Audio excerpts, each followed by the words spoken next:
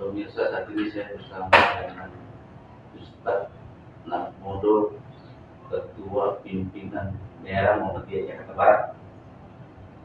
Beliau hadir di kantor sekretariat PDM Muhammadiyah Jakarta Barat di Al-Isra Tanjung Duren. Saat ini saya ingin bincang-bincang dengan beliau tentang aplikasi pajak yang ada saat ini di masyarakat menjadi viral, di mana masyarakat ini sangat merasa terbebani dengan berbagai macam pajak. Beliau Ustadz Nakmodo mempunyai pandangan secara perspektif Islam ya, pandangan moderat Islam ya. Saya sebenarnya bukan seorang yang ahli pajak, tetapi saya mencoba untuk melihat bahwa di agama Islam ini yang namanya saling tolong menolong sesama umat dan sesama manusia adalah satu kewajiban. Jadi kalau kita lihat bahwa yang namanya pajak ini tentu kalau sekilas saya baca bahwa ketentuannya memang tidak semua individu dikenakan pajak, terutama pajak penghasilan itu tidak semua orang. Jadi ada malah yang masih bujang itu hanya 4 orang yang berpenghasilan dalam 1 bulan 4,5 juta itu tidak dikenakan pajak, jadi tidak ada pajak penghasilannya. Nah, sementara pajak-pajak yang lain misalnya ada yang untuk ekspor orang, ada motor, mobil, ya, semua itu adalah ya karena itu suatu barang yang kemudian itu peraturan pemerintah menetapkan untuk diberikan pajak. Tapi menurut saya, sejauh saya tahu bahwa yang namanya pajak ini tidak semua aspek dikenakan. Ya. Itu ada bagian dari masyarakat yang tidak kena, dan itu memang ada, namanya PPKP, itu penghasilan tidak kena pajak ya dari 1 bulan itu pasti yang masih bujang, kemudian yang kalau sudah nikah, sudah punya istri, sudah punya anak akan meningkat sesuai dengan ketentuannya. Kalau kita lihat bahwa kenapa ini pemerintah kok mengumumkan pajak pengenanya? Kalau kita lihat kenapanya, tentunya ini akan. Nah, pemerintah ini kan namanya, pemerintah ini kan suatu organisasi, suatu unsur yang mengatur berjalannya suatu negara, berjalannya suatu negara. Nah, kalau kita melihat sementara di Indonesia ini ada mungkin satu provinsi yang kaya raya, ada provinsi yang sedang-sedang saja, ada provinsi yang memang dia ya kurang dari secara sumber daya alamnya atau penghasilannya. Nah, kalau kondisi seperti ini, maka artinya kenapa negara Indonesia itu menjadi negara kesatuan tentunya, bahwa ini adalah satu kesatuan Indonesia itu menjadi satu. Jadi kalau ada yang teman yang lain atau saudara kita yang lain dicubit, nah yang lain ikut merasakan gitu ya, jadi ikut merasakan. Jadi artinya kita kebersamaan, kebersamaan.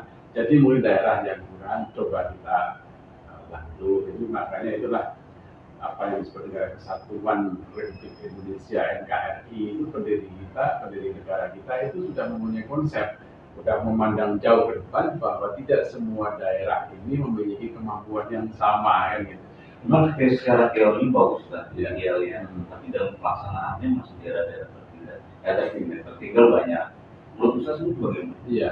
Jadi kalau daerah-daerah tertinggal itu tentu ya tadi ada batasan kriteria pajak yang ditentukan oleh pemerintah. Tentu menurut saya ini ya, sepengetahuan saya tidak semua individu kena gitu ya.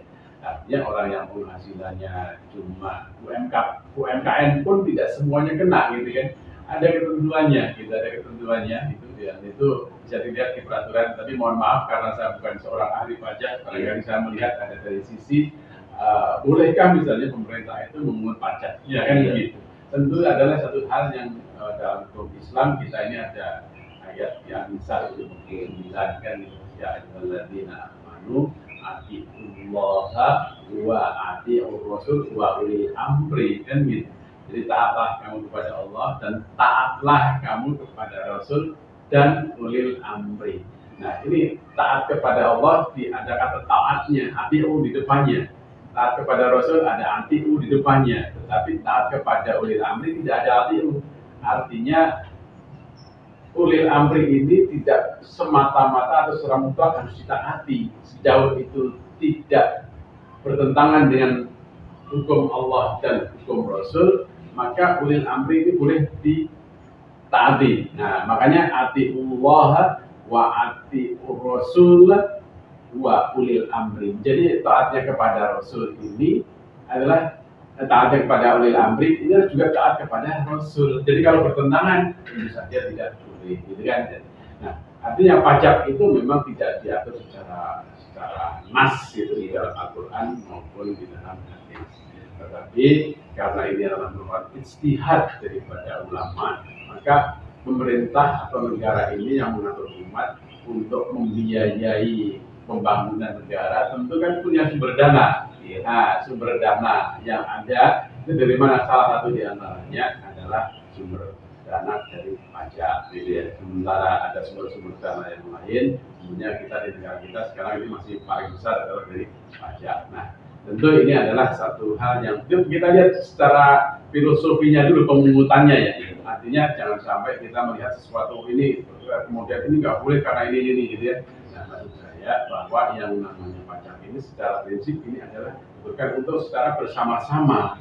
Nah, menjadi lain ceritanya jika hasil pajak tadi kemudian disalahgunakan. Nah, gitu.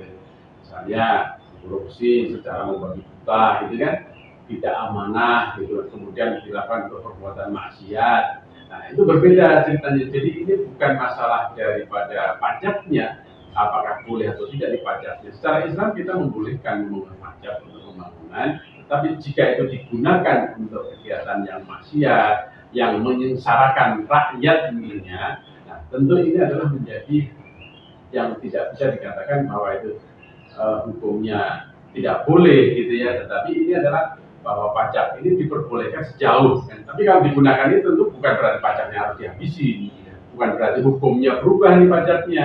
Tapi hukum pajak tetap, sehingga ada permasalahan lain penggunaan dana pajak ini yang dibenahi bukan hukum pajaknya, tetapi adalah pelaksanaannya. Nah, di pelakunya itu diawasi, gitu kan. Jadi yang salah tentunya harus diproses hukum secara peraturan perundangan yang berlaku.